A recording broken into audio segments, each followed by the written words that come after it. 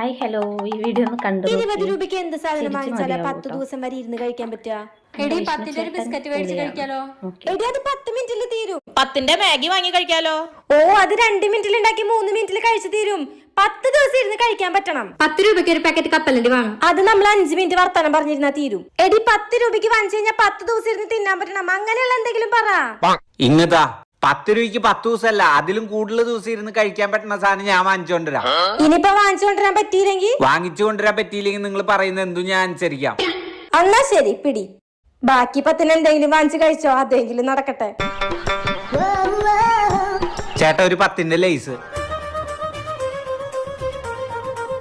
ബാക്കി 10 ആ സാധനം കൂടെ എടുത്തോ.